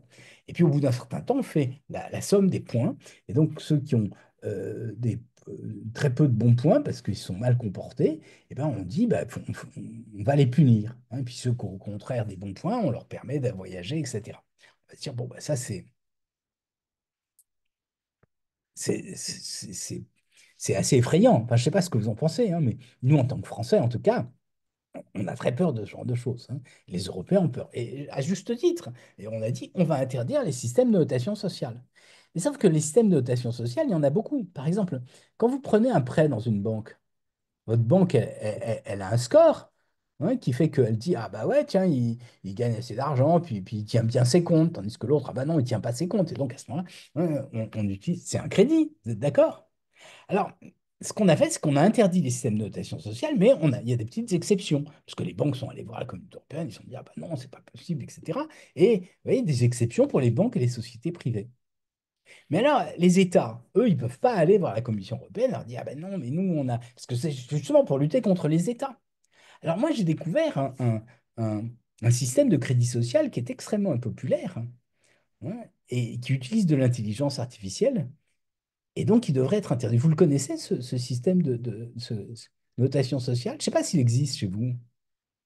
C'est le permis à points. Vous savez ce que c'est, le permis à points? D'accord? Vous êtes d'accord, c'est un système de notation sociale,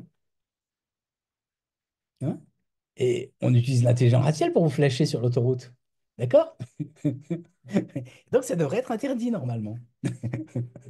Non, je ne pense pas que ça soit interdit. Mais c'est juste pour vous montrer les difficultés. Alors bon, il y a d'autres interdictions, hein. Alors les filtres faibles, vous voyez ici, qu'est-ce qu'on donne? Les filtres à spam.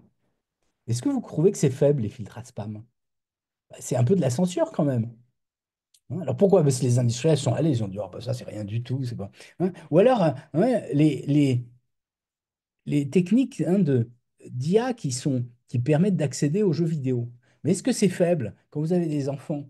Hein, vous dites non parce que ça crée des addictions, hein. Donc vous voyez, c'est quand même le problème, c'est que les personnes qui sont à l'origine de ces règlements ne sont pas du tout des techniciens, hein, et ils ont du mal à anticiper, hein, et de façon plus générale. Les chatbots, vous voyez, en 2022, c'était considéré comme risque modéré à faible, parce qu'on dit oh, bah, c'est juste des petits agents bavards. Et puis ensuite, il y a eu fin 2022 ChatGPT, à ce moment-là, hein, on a introduit une réglementation extrêmement stricte, hein, pour les outils, ce qui fait d'ailleurs qu'on a très peur en Europe d'être incapable de développer ce type d'outils.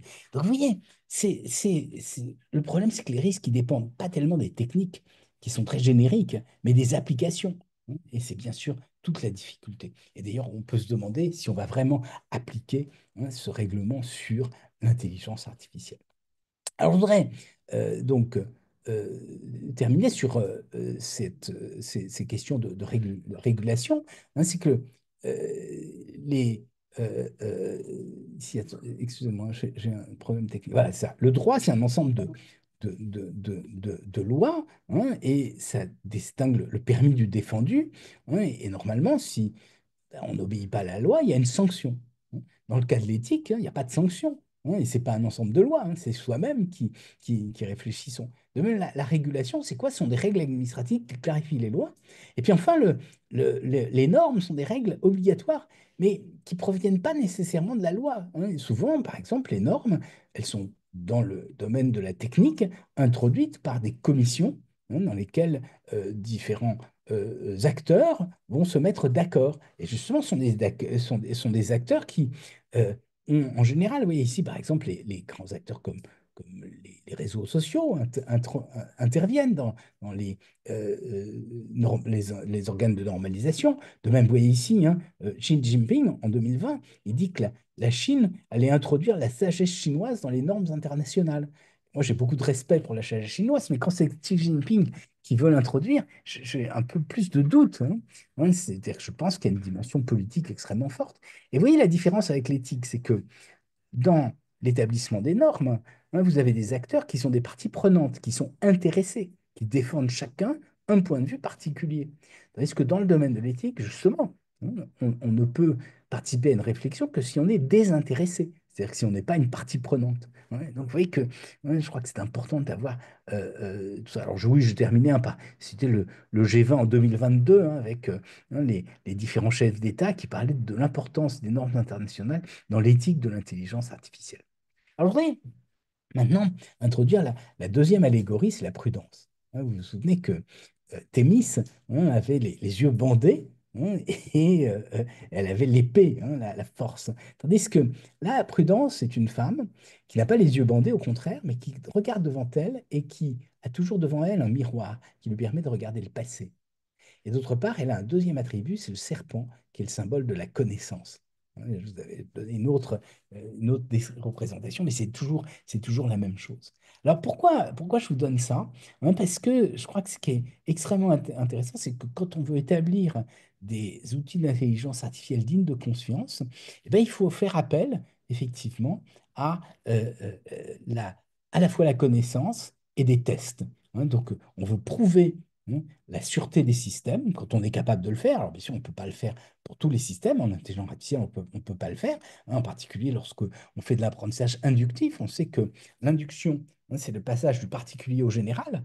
Or, si on est capable de prouver des programmes, parce qu'on a des spécifications abstraites, on n'est pas capable de prouver un système d'intelligence artificielle. Et pour le faire, qu'est-ce qu'on va faire? Eh ben, on va utiliser des tests, c'est-à-dire que des exemples passés. Donc, vous voyez, c'est l'allégorie du miroir. Et qu'est-ce qu'on fait? Ben, bien sûr, on a tout un tas de techniques, s'assurer que les exemples recouvrent bien tout l'espace. On fait subir des petites perturbations aux exemples pour s'assurer que le système est stable. Et puis, on introduit de la sémantique pour essayer de savoir sur chaque image quels sont les éléments qui ont été pris en considération. Voilà, donc j'ai essayé de façon imagée, de vous montrer un peu les différentes façons d'aborder l'intelligence artificielle. Donc, j'insiste sur le fait qu'il y a deux aspects. Il y a d'un côté les règlements qui sont utiles, mais qui ne sont pas suffisants et qui posent un certain nombre de problèmes, comme je l'ai essayé de le montrer tout à l'heure. Et puis d'autre part, les techniques qui essayent d'assurer la résistance, la robustesse des systèmes, et qui font écho bien sûr à cette allégorie de la prudence. Puis je voudrais terminer, et ça va être la conclusion, par la troisième allégorie que je voudrais présenter, c'est le chaos. Alors pourquoi le chaos? Vous allez me dire, ça fait peur le chaos. Mais non, je crois que c'est vraiment extrêmement important. Il faut comprendre que l'éthique, c'est pas simplement la prudence, c'est-à-dire c'est pas simplement en référence au passé, à l'expérience, que on peut envisager le futur. C'est pas simplement la loi, mais c'est aussi l'ouverture à ce qui arrive, au présent. Et pour essayer d'évoquer ça, c'est d'accueillir ce qui vient. L'éthique se fonce face au chaos. Alors, qu'est-ce que c'est que le chaos? Vous savez que la théorie mathématique du chaos, c'est la théorie de ce qui est imprévisible, c'est ce qui arrive inopinément. Et là, je voudrais citer ici un philosophe. Donc, vous voyez, par exemple, la théorie du chaos, c'est la théorie des systèmes dynamiques instables, ce qu'on appelle l'effet papillon. C'est-à-dire qu'un battement d'aile de papillon a un effet catastrophique à l'autre bout du monde. Et ce qui est important, c'est justement d'être là en mesure de regarder ce qui est en train d'arriver. Et dans le domaine des technologies, c'est très important, car il est très difficile d'anticiper ce que vont être les technologies dans le futur. Une petite étude rétrospective de ce qui s'est produit sur l'évolution des technologies, regardez même ChatGPT, qui, il y a 3 ans, aurait imaginé ChatGPT, même des spécialistes. On a toujours tous été surpris. Et si vous allez plus loin en arrière, on peut penser à ça. Et donc, je voudrais citer ici un philosophe français que vous connaissez peut-être, Jacques Derrida. Et en 94, il était invité à la Sorbonne à participer à une conférence sur la prospective. Ils étaient deux, Alain Minc, qui est un économiste, et lui-même. Et Alain Minc a fait un exposé extrêmement brillant sur les grands enjeux. 94, c'est important. Les plus jeunes, ça ne leur dit rien. Mais 94, c'est 5 ans après 89. 89, c'est le moment où le rideau de fer s'effondre. Et là, il y a de nouveaux équilibres géopolitiques qui interviennent. Et donc, Alain Minc essaye de penser à ça. Comment le monde va exister avec une seule superpuissance. On voit bien que les choses ont bien changé depuis. Et Derrida dit, mais il faut essayer de comprendre ce qui advient. Il dit, penser ce qui vient. Et il dit, vous voyez, le chaos, c'est la forme de tout avenir comme tel. C'est-à-dire, tout ce qui vient est imprévisible. Et si on jette un coup d'œil rapide sur les événements dramatiques qui sont advenus dans les quelques dernières années, que ce soit la guerre en Ukraine, je ne parle pas d'élection non plus, etc., on voit bien que tout ça est très difficilement prévisible. Et il dit, qu'est-ce que c'est l'éthique? Eh ben, c'est être capable de faire face à cet imprévisible. Et pour ça, il rapproche chaos, le chaos en grec, d'une... Alors, c'est une étymologie fantaisiste, j'insiste là-dessus. Il savait qu'elle était fantaisiste, de keino. Keino, c'est la bouche bée. Vous voyez, c'est ce qu'on a là, quand on est pris de stupeur. Et dit justement, l'éthique, c'est de ne pas rester bouche bée, de ne pas rester mutique face aux événements qui adviennent. Voilà. Eh bien, écoutez, j'ai terminé donc deux ouvrages. Donc, un, donc, c'est celui dont on vous a parlé tout à l'heure, l'IA expliquée aux humains, qui a pour but de présenter l'intelligence artificielle à un public assez large. Et c'est un scénario que moi je trouvais intéressant, dans lequel il y a quatre collégiens qui viennent me voir et qui me posent des questions sur l'intelligence artificielle. Alors, ce sont des collégiens imaginaires, mais c'est plutôt un dialogue socratique, parce que je leur pose des questions. Par exemple, ils me demandent qu'est-ce que c'est l'intelligence artificielle, et je leur dis, mais est-ce que vous savez ce que c'est que l'intelligence? Et donc, on a une discussion qui ressemble un tout petit peu à la discussion qu'on a commencé à avoir avant le début de la conférence avec Jean-François Perrault qui est là. Qu'est-ce que c'est que l'intelligence? Est-ce qu'il n'y a pas des malentendus sur le terme d'intelligence? Donc, voilà. Et puis après, j'essaye de décrire un tout petit peu les applications de l'intelligence artificielle, les techniques, et puis les questions éthiques. Et puis un autre, donc, qui a été publié il y a 2 ans, qui va être republié en poche au mois de juin, qui s'intitule Servitude virtuelle, justement, où là, c'est plus une réflexion sur les fondements de l'éthique du numérique. Voilà, ben merci beaucoup. Je vais arrêter le Ben, partage, comme ça vous pouvez vous poser des questions. merci beaucoup, c'est passionnant.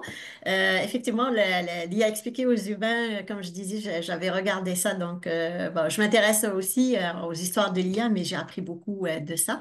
Et en tout cas, merci beaucoup pour cette nouvelle ou cette vision de l'intelligence artificielle qui nous différencie un petit peu par rapport à ce qu'on connaît par rapport juste à la technique, mais c'est un autre aspect que je trouve aussi intéressant. Là, je vais ouvrir justement la période des questions, puisqu'on a laissé juste la présentation et après ça, on commence. Donc, je vous invite tous, si vous avez des questions. Donc, vous êtes les bienvenus. Et merci encore au professeur Ganessier. Alors, période de questions. Je ne vois pas. Oui, Francky? Oui, bonjour, monsieur. C'est un plaisir de suivre votre conférence sur l'intelligence artificielle. J'ai suivi tout à l'heure, vous avez parlé des 36% de détection par rapport de confusion de la femme noire par rapport aux hommes. Et je voulais savoir, l'IA, lui, il analyse plutôt les données, à ce que je sache. Est-ce que ce n'est pas lié plutôt à à la région où a été fait l'analyse? Donc, est-ce que c'est une erreur de l'IA ou c'est peut-être, comment je vais dire, une discrimination de cette région qui a été vue, qui a été relevée à jour par l'IA? Oui, merci. J'ai pas eu le temps de détailler, mais bien sûr, il y a beaucoup d'hypothèses et je crois que ce qu'il convient dans ces cas-là, c'est d'essayer de comprendre d'où ça vient. Ça peut venir effectivement du fait que les ensembles d'apprentissage sont mal équilibrés et qu'il y a pas assez de femmes noires dans l'ensemble d'apprentissage. Ça, c'est une des hypothèses. Et puis, une deuxième hypothèse, c'est aussi que, alors là, je vais peut-être m'attirer des ennemis, mais que les femmes ont tendance à se maquiller et à changer de coiffure plus que les hommes. Et donc, bien sûr, ça peut avoir un effet aussi. Et puis, enfin, oui, il y a plein d'hypothèses, mais chaque fois, dire, il faut tester ces hypothèses, Et en plus, c'est sur des systèmes commerciaux. Donc oui, bien sûr, je suis d'accord avec vous, ça mérite réflexion. Je vous ai cité ça juste pour que vous compreniez la difficulté, parce qu'on parle de biais. Et là, justement, j'étais en train de terminer une chronique où je voulais faire l'éloge du biais. Pourquoi? Parce que un système qui n'aurait pas de biais, ou qui prétendrait ne pas avoir de biais, c'est un système qui dirait toujours la vérité. Or, vous imaginez quelqu'un qui dit toujours la vérité, qui vous dit, moi, vous savez, je dis la vérité. Il est insupportable. Hein. Et donc, mais ça ne veut pas dire qu'il faut que les systèmes aient des biais. C'est-à-dire qu'il faut être très attentif et il faut dire potentiellement, il y a toujours des erreurs. Et donc, il faut être capable de lutter contre. Mais vous voyez, par exemple, Elon Musk, hein, quand il a expliqué qu'il allait faire Trouche GPT, hein, et là, il nous dit, ben, moi, je ne vais pas avoir de biais parce que c'est moi, hein, nous disait-il. Ben, je crois que c'est la pire des choses, bien sûr, parce qu'on n'a aucune garantie bien, que son système n'ait pas de biais. Dans ce moment-là, la vérité est relative. Ça dépend de la personne. Voilà, alors bien sûr, ça ne veut pas dire qu'il n'y a pas des erreurs possibles, mais ça veut dire qu'il faut être vigilant. Voilà, c'est ça que je veux dire, hein, et c'est ce que j'essaie de vous montrer aussi en conclusion, hein, c'est que hein, l'éthique, c'est de regarder les choses telles qu'elles arrivent, hein, et bien sûr qu'il faut tout faire pour éliminer hein, s'il y a des dérives, mais il faut les tester hein, et essayer d'en trouver la cause, hein, plutôt que de dire c'est affreux. Il y a des erreurs. Et merci, Francky.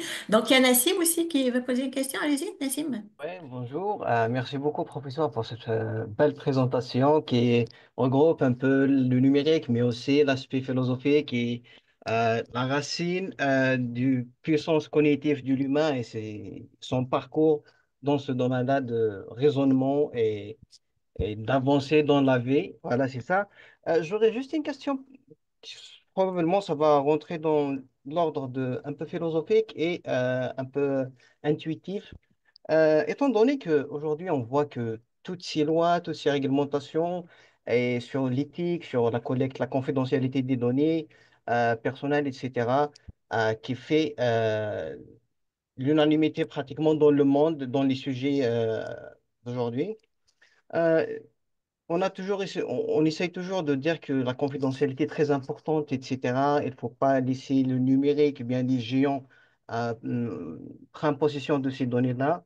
C'est contre la nature, ou bien la réglementation traditionnelle. Pourtant, avant l'apparition de ces outils-là, d'aujourd'hui en IA, il y a eu, on a déjà vu l'exploitation et la collecte des données avec des approches traditionnelles, des approches classiques par les humains, pour des fins justement de cibler des publicités ou bien de faire de propagande, peu importe le contexte historique que nous avons vu. Est-ce que peut-on expliquer cela par le fait que l'être humain par nature a peur de l'inconnu, étant donné que le numérique est une nouvelle technologie pour nous, donc c'est ce qui a poussé la communauté internationale à réagir de cette sorte vis-à-vis de l'éthique, la confidentialité, etc. Oui, je pense que vous avez raison. C'est une question très compliquée que celle des données personnelles, car d'un côté, bien sûr, il serait extrêmement dommageable hein, de rentrer dans la vie privée hein, et de surveiller chaque individu comme ça se produit en Chine, avec le risque hein, de limiter la liberté individuelle. Mais en même temps, il y a des utilisations des données personnelles qui sont extrêmement utiles. Par exemple, vous voyez, si vous voulez planifier les réseaux de transport, il faut savoir comment les gens se comportent. Ou de façon plus générale, en France, on a eu un très gros problème avec les compteurs Linky, qui ont été imposés, d'ailleurs pas par la France, mais par la communauté européenne, et qui permettent de regarder quelle est la consommation de chaque foyer, hein, consommation électrique. Alors pourquoi est-ce qu'on fait ça? L'idée, c'est d'être capable, sur chaque pâté de maison, de savoir à peu près quelle est la consommation pour pouvoir anticiper cela. Hein. Et si on veut avoir des énergies douces, des énergies renouvelables, il faut savoir anticiper la consommation hein, pour ne pas avoir de déperdition énergétique. Donc tout ça, c'est extrêmement positif. Mais c'est vrai qu'on n'a pas réussi à l'expliquer à la population et il y a eu des craintes énormes hein, parce que on avait l'impression qu'on rentrait à l'intérieur du foyer. Donc voilà, vous voyez, c'est tout à fait ce que vous dites ici.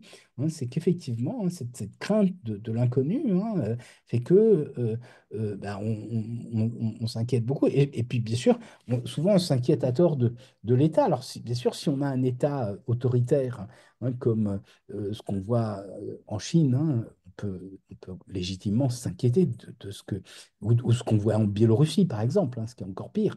On peut s'inquiéter.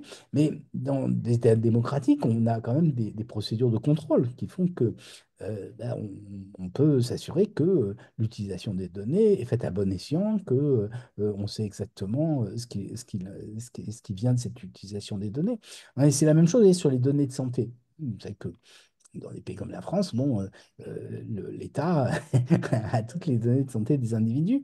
Et en même temps, bon, bien sûr, il y a quelquefois des personnes qui s'inquiètent hein, en disant, ah ouais, mais sur certaines applications, on pourrait accéder à nos données de santé et donc exercer une pression sur les individus. Donc, je crois que vous avez tout à fait raison, mais je crois que ce qui me semble extrêmement important, c'est qu'il puisse y avoir un contrôle social sur l'utilisation des données. Alors, lorsque ce sont des acteurs privés qui prennent ces données, à ce moment-là, bien sûr, ça peut, à mon sens, avoir des conséquences un peu délétères car on ne les contrôle pas. Hein. Et on voit bien, hein, c'est peut-être ce qui peut se produire avec les très grandes entreprises informatiques aujourd'hui dans le monde.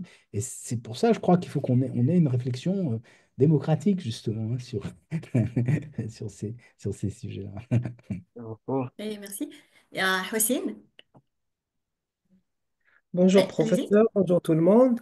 Je vous remercie pour votre présentation, c'était vraiment intéressant. C'est l'un des séminaires les plus captivants auxquels j'ai pu assister. Alors, ma question se porte sur la recherche et l'utilisation de l'IA générative, notamment avec ChatGPT, pour nous aider dans la recherche, notamment avec la rédaction et même avec le code. Par exemple, si on propose un modèle, OK, on l'a proposé nous-mêmes, on peut toujours l'optimiser grâce à ChatGPT. Est-ce que l'ordre éthique, il est là, puisque ChatGPT n'est pas auteur quand on publie un travail? Ah bah oui, alors là, vous touchez des questions qui sont d'abord très nouvelles, car ça fait peu de temps qu'on utilise, et pour lesquelles on n'a pas de solution. Par exemple, dans l'enseignement supérieur, vous voyez, c'est problématique, car, ou même dans l'enseignement secondaire d'ailleurs, hein, parce que ben, enfin, moi, j'ai une relation avec les professeurs, ils me disent c'est dramatique parce que quand on donne un devoir à faire à la maison, on ne sait plus qui a écrit le devoir. Oui, qu'est-ce qu'on fait dans ce cas-là? Et en même temps, si les élèves ne font que des devoirs à la maison et utilisent toujours ChatGPT, ils n'apprendront plus à écrire. Et à l'université, c'est la même chose. Hein, non. Alors, dans les domaines scientifiques, c'est moins important, mais surtout dans les domaines juridiques ou littéraires, hein, les élèves écrivent avec ce type d'outils et donc n'apprennent plus à écrire et donc perdent en autonomie hein, à terme. Hein. C'est extrêmement inquiétant. Il y a d'autres domaines comme la génération de code. Là, si c'est un outil qui permet de générer plus facilement du code, là, je crois que ça pose aucun problème, hein, à condition, bien sûr, qu'on puisse s'assurer que le code est de bonne qualité. Mais oui, non, mais ça fait partie, enfin, ce sont des questions extrêmement nouvelles hein, et que beaucoup abordent aujourd'hui. Et on est très démunis. C'est, je crois, une- Merci pour votre réponse. J'ai, Mais, Peut-être pour vous donner une idée, j'ai été invité à l'Institut catholique de Paris, et là, il y avait le recteur qui disait, mais les universités, au départ, c'était les églises. Et il y a un côté monacal pour lui, c'était le recteur de l'Institut catholique, dans les universités, il dit peut-être qu'il faudrait y revenir hein, pour que l'université soit fermée, hein, et que les élèves soient isolés du reste du monde pour qu'ils travaillent tout seuls, sans ordinateur. Peut-être, hein, c'est une solution. Mais je ne sais pas si on va l'accepter facilement. ah, ok, merci. Oui, Abdelrani. Bonjour ou bien bonsoir, Prof Ganassi. Il est 20 heures chez vous, je pense, en France. J'ai deux petites questions et merci d'ailleurs pour la présentation très, très éclairante. J'ai beaucoup appris. La première question, c'est parmi la série des lois européennes que vous avez mentionnées, le RGPD, le EU Act et tout ça. On reproche souvent à ces lois qu'ils freinent l'innovation. Alors que l'approche américaine, par exemple, il libéralise le débit de la douche. Allez-y, l'innovation, pas de souci. L'approche européenne, elle est beaucoup trop restrictive. La deuxième question, vous avez mentionné aussi, ou j'ai cru croire comprendre que euh, la privacy ou bien la protection de la vie privée était contradictoire avec la transparence. Moi, j'étais toujours sous l'impression que, à partir du moment que le déployeur et les fournisseurs sont transparents dans le processus algorithmique, la vie privée des individus sera respectée dans la prise de décision automatisée, par exemple. Alors Et oui, merci. merci pour vos questions. Donc ça mériterait un très très long développement, hein. Donc il y a énormément de réglementations européennes et effectivement, on peut craindre, hein, que ça soit un frein au développement technologique. C'est pas nécessaire, hein. Vous voyez, par exemple, le RGPD, je pense, n'a pas été nécessairement un frein, même si il a été quand même très coûteux pour les petites entreprises, parce qu'il fallait qu'elles mettent en place, qu'elles enfin, un déploiement très très lourd. Donc, c'est effectivement un des défauts. Mais l'autre défaut, c'est que quelquefois, ce sont des lois qui sont pas du tout pertinentes. C'est ce que j'essaie de vous montrer, hein, avec le AI Act, hein. Et puis, quelquefois, bon, elles sont inefficaces, hein. Par exemple, vous voyez, le DSA, Digital Service Act, qui a pour but de faire en sorte que la loi commune s'applique sur les réseaux, hein. Et l'idée, c'était que si on préserve la liberté d'expression en même temps, dans la loi commune, dans les journaux, hein, on en parlera de diffamer, de faire l'apologie du terrorisme, etc. Or, on s'est rendu compte que malheureusement, sur les réseaux sociaux, il y a pas de filtre de ce type-là et c'est très difficile à mettre en œuvre. Donc, en principe, le Digital Service Act devrait le faire, mais en pratique, ben, ça n'a pas pu marcher, hein. Et alors, donc, on n'est pas arrivé, par exemple, à attaquer Twitter, hein, sur un certain nombre de choses. Et ensuite, ce qui s'est passé, c'est qu'on a pu le faire, hein. Si vous regardez au Brésil ou en Australie, hein, il y a eu des attaques, mais qui ne passent pas par le DSA. Et donc, on se dit, mais il y a peut-être d'autres outils législatifs qui permettent, vous voyez, de Mhm, faire ça sans passer mhm. par ces régulations. Et donc, ce sont des régulations très lourdes, très complexes, hein. Pour vous donner un ordre d'idée, hein, je vous ai dit 380 000 signes sur le AI Act. En fait, aujourd'hui, c'est 660 000 signes, AI Act. Mais indépendamment de ça, Accéléré. on a mis en place le sommet de la pyramide, vous voyez, les interdictions, le sommet rouge, le 2 février, et ça s'est accompagné d'un texte supplémentaire de 140 pages. Parce que chaque fois, il y a des exceptions, hein. Alors, moi, je trouve que l'approche qu'avait Joe Biden, hein, dont on a tendance à se moquer, elle n'était pas si mauvaise que ça, hein. Si vous regardez, alors malheureusement, on ne peut plus le Sauf que trouver. ce n'est pas été une loi. Voilà, il a Sauf que le été. décret n'est pas été une loi, c'était juste un décret. Donc, Voilà, c'est n'habillez ça. Mais il n'était pas pas si. l'aspect Voilà. cost. Mais il n'était pas si mal que ça, hein, parce qu'il C'est était vrai. plus léger. Si on, Donc voilà. si on la compare maintenant avec celle de Trump, elle est déjà très Ah bonne. oui, Donc. c'est sûr, elle était très bonne.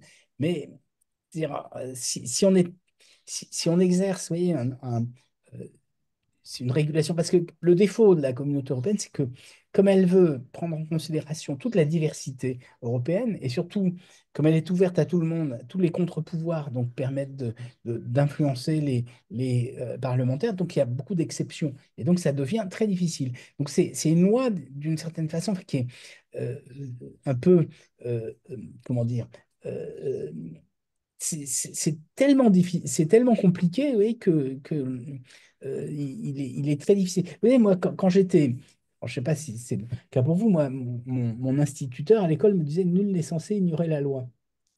Mais Mhm. là, Oui, oui, ça me faisait peur, c'est une hein. règle de Normalement, droit. c'est le Oui, principe, oui, hein. absolument. Mais là, les lois sont tellement compliquées que nul n'est capable de la comprendre. Mais ça ajoute à ça, M. Ganassia, ça ajoute à ça aussi les degrés ou la manière d'appliquer la loi dans les 28 pays membres de Tout à l'Union fait. européenne.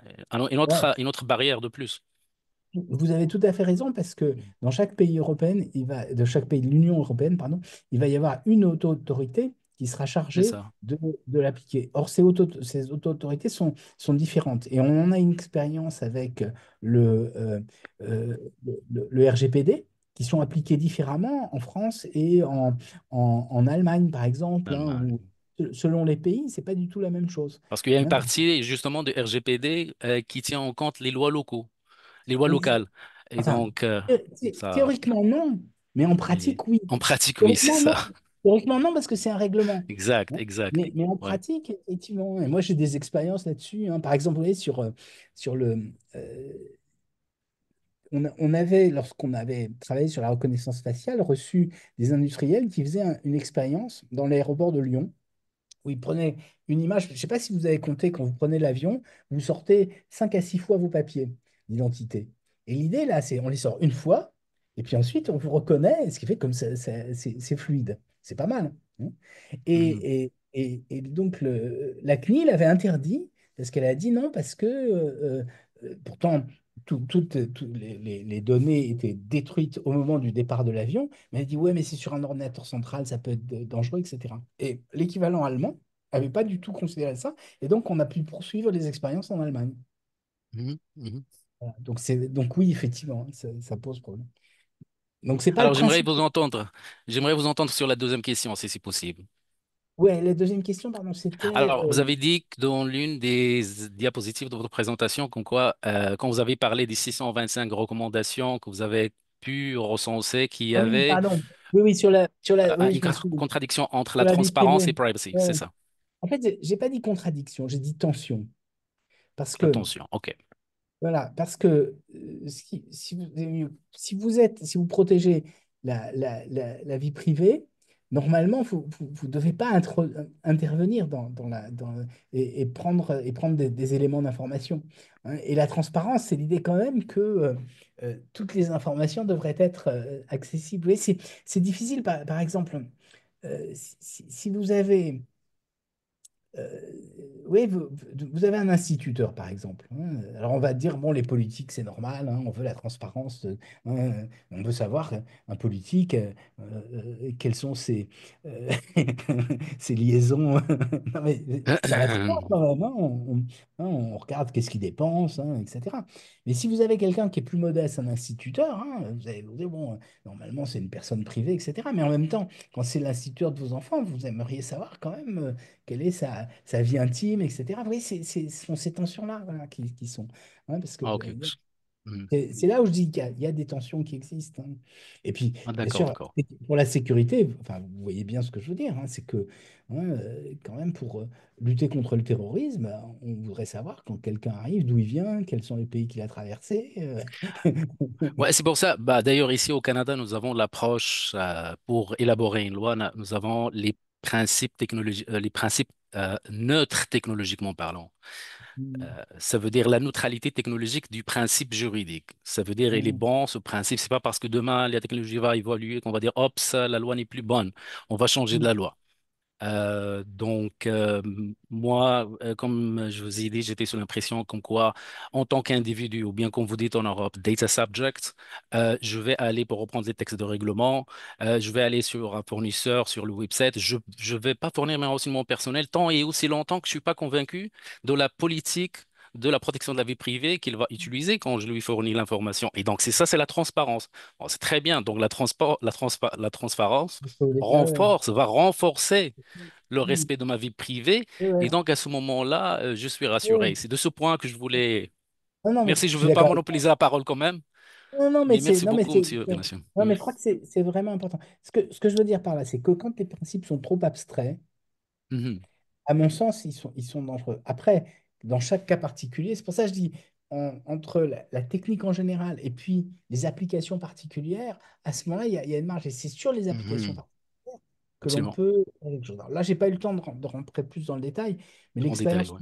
des dernières années, c'était, et ce que j'ai trouvé très positif, c'était pas de participer à des comités d'éthique généraux. Par exemple, j'ai participé à l'élaboration de la charte de l'UNESCO sur l'éthique de l'IA. Enfin, moi, Mhm. c'était Mhm. un cauchemar parce que c'est totalement Oui. abstrait.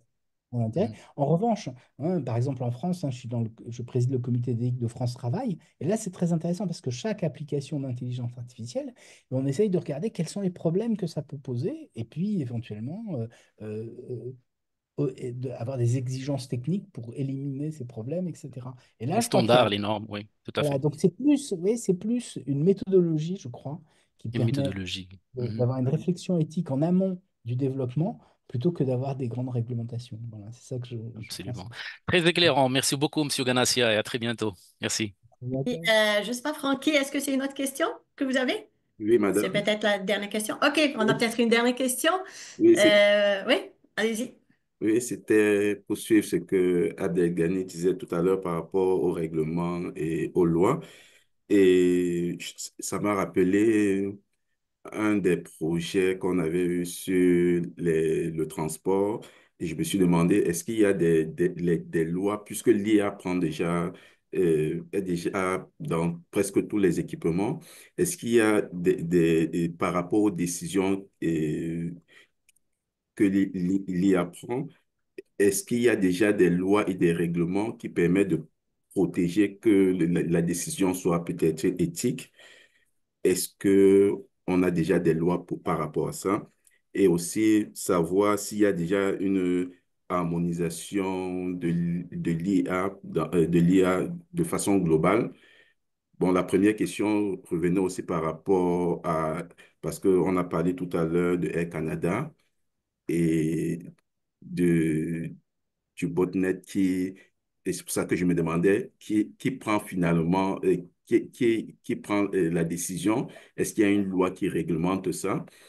Et tout à l'heure, vous avez parlé de la fragmentation de la civilisation et je demandais, et c'est pour ça que je voulais savoir il y a déjà une harmonisation en vue pour un IA mondial en cours.